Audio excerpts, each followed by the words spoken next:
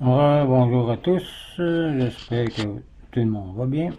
Aujourd'hui, je vais commencer une nouvelle étude, c'est sur Saint François d'Assise,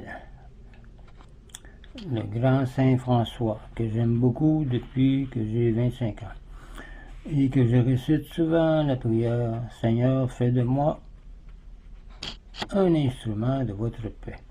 Donc, on va parler de sa vie. Un coup d'œil sur la vie de Saint François.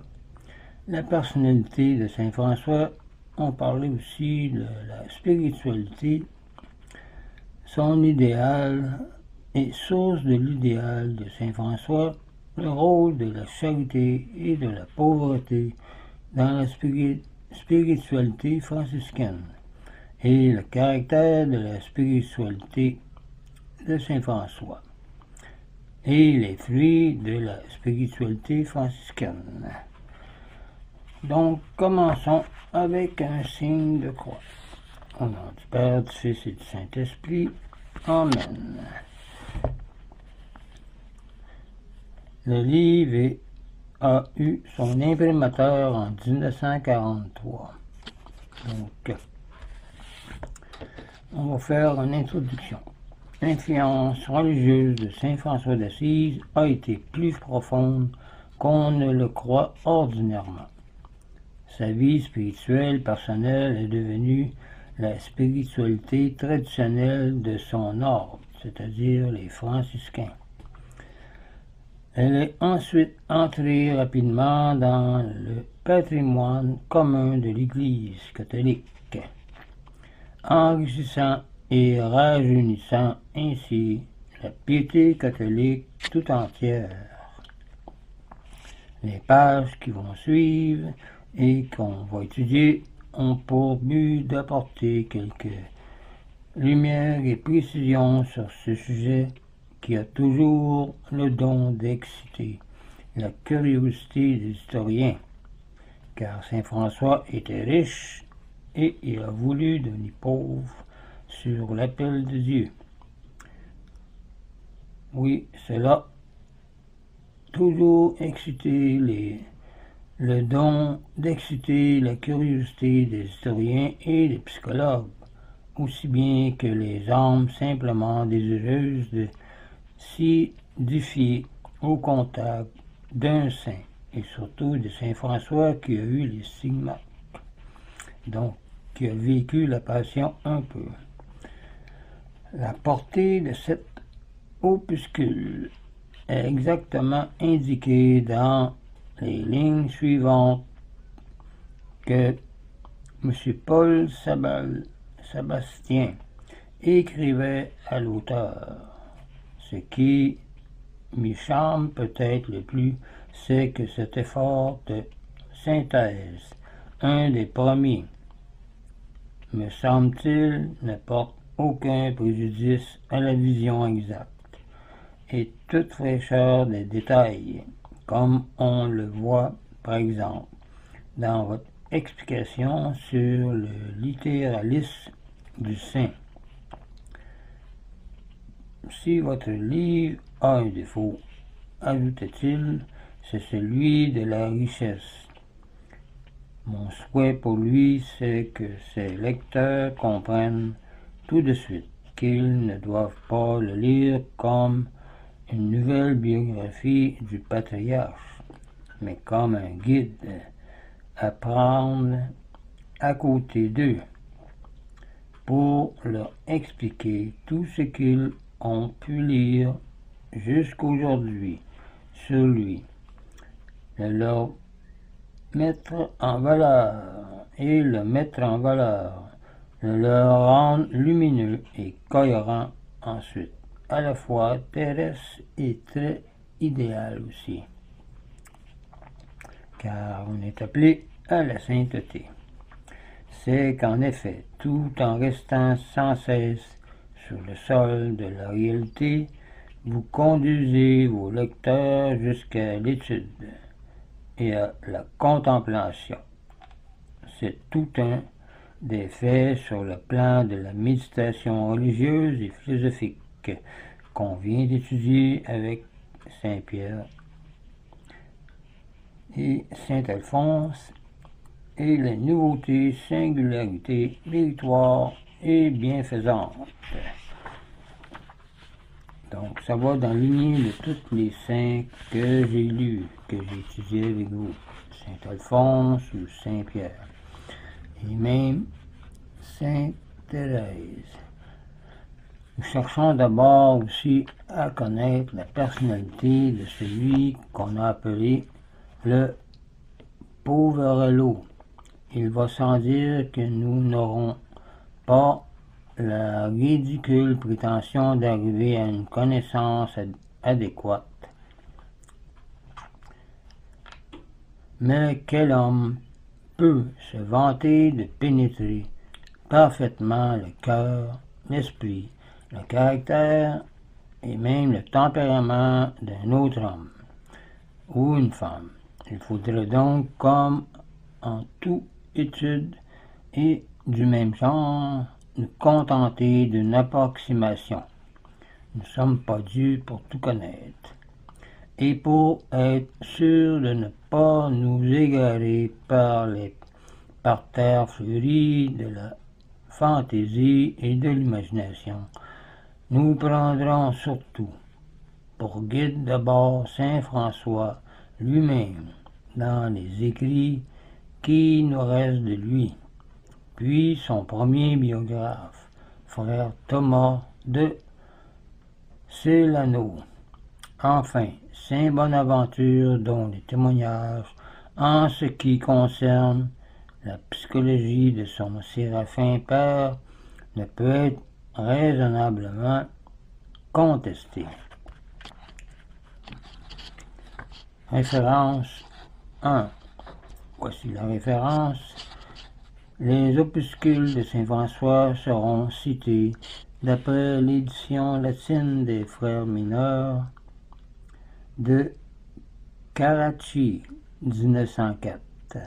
Opuscula SPF, les deux légendes de Thomas de Celano, la Vita Prima et la Vita Seconda, et le Tractatus de Miraculus, édité à Rome en 1906 par le père Édouard d'Alençon, OFM Cap, sous le titre de Saint Francisci Assisis Vita et Miracula Additis Opusculis Liturgitis 6 Octor Fort Thomas de Celano seront indiqués par les abréviations 1 CEL, 2 CEL, tract de Myre, suivi d'un nombre en chiffres arabes qui correspond au numéro des aliénats. L'abréviation LEG MAJ désignera la Legenda Major, composée par saint Bonaventure en 1260 et publiée par les pères de Carracci au tome 8 de ses Opera Omnia, puis avec la Legenda Minor à l'usage du cœur, dans le volume in 12, Legenda Dua de Vita Saint Francis. Nous ferons appel également à la Legenda Attica Sancti Francisci, édité par PFM Delorme, OM Paris 1926. Elle contient des fragments importants des souvenirs écrits par frère Léon, soit au nom des trois compagnons, pour documenter en 1246 la biographe officielle Thomas de Celano, soit pour affirmer plus tard, après l'apparition de la Legenda Major, ce qu'il savaient être les intentions du fondateur de l'ordre des mineurs. Nous avons publié une traduction française des opuscules de S. Frères, librairie Saint-François, 1935, désormais librairie Marial et franciscaine Blois. Cette traduction a servi de base au travail du R.P. Willy Bras, OFM Cap, édité sous le titre Le message spirituel de Saint François d'Assise dans ses écrits.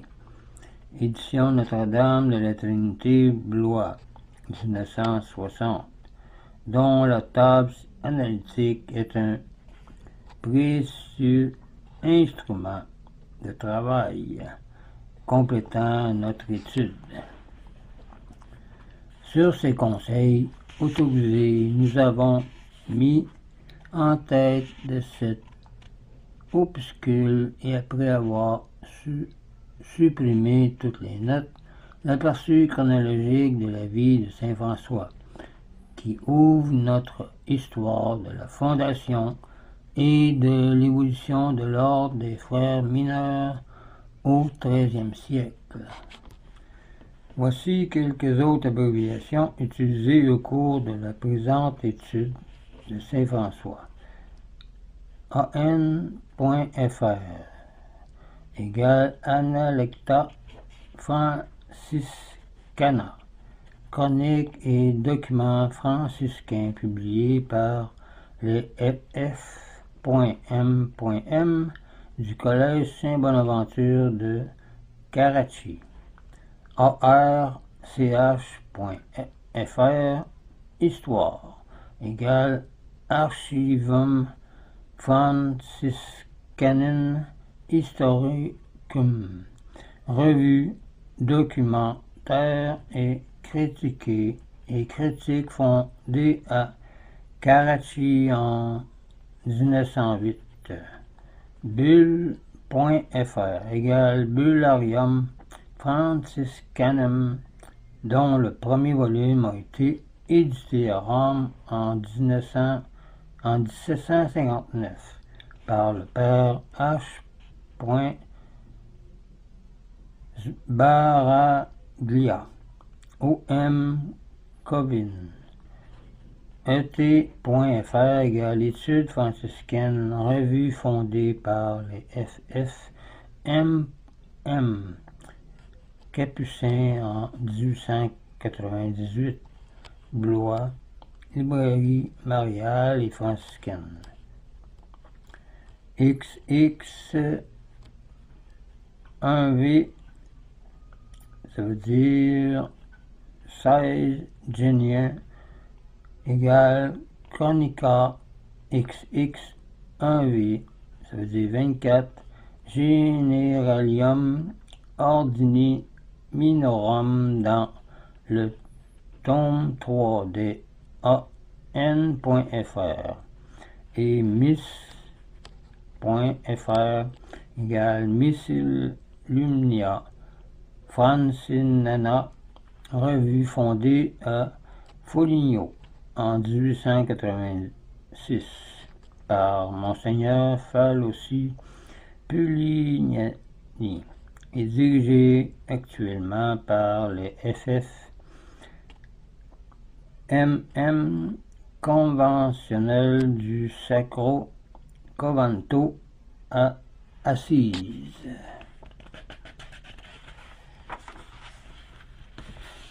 Ça serait tout pour cette vidéo et cette introduction. La prochaine fois, on va faire un coup d'œil sur la vie de Saint François d'Assise, qui est né vers la fin de 1181 ou au commencement de 1182.